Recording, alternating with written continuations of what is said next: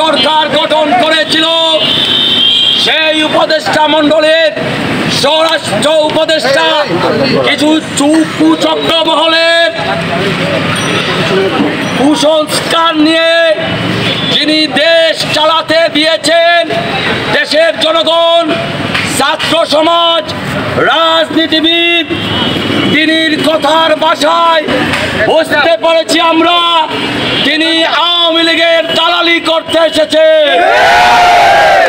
আমি আপনাদেরকে স্পষ্ট বলতে চাই, আপনি সাখাওয়াত হোসেন সাহেব, আপনাকে ছাত্ররা সম্মান দিয়েছে, দেশের জনগণ সম্মান দিয়েছে, আপনাকে সম্মান দিতে 10 দিন হয় নাই।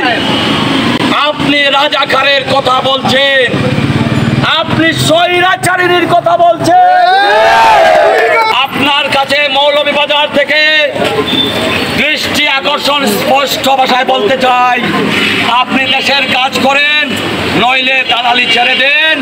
আপনি পদত্যাগ করে মৌলভীবাজার জেলা স্বেচ্ছাসেবক দল থেকে আপনার এই বক্তৃতার তীব্র নিন্দা পোষণ করে এবং আগামীকাল 14 এবং 15 তারিখ 11টা থেকে সন্ধ্যা 6টা পর্যন্ত শমশেরনগর রোডে আমরা অবস্থান নেব।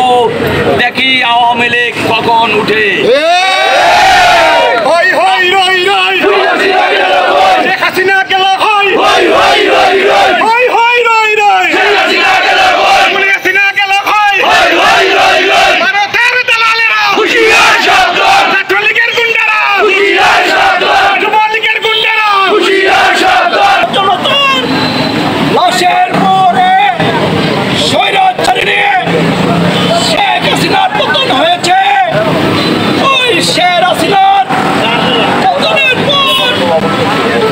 আমরা দেখতে পাচ্ছি আরেকটি গোষ্ঠী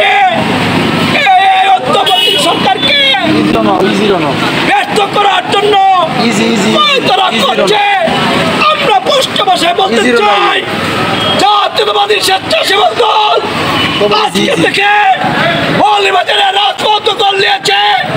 এই রাজপথে আর কখনো ছাত্রলীগ, যুবলীগ, আওয়ামী লীগের দাঁড়াতে দেব।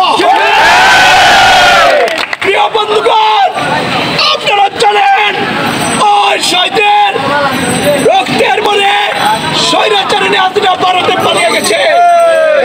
এই স্বৈরাচারী হাসিনার ফাঁসির দাবিতে আজকের এই বিক্ষোভ অনুষ্ঠিত হয়েছে। আপনারা সবাই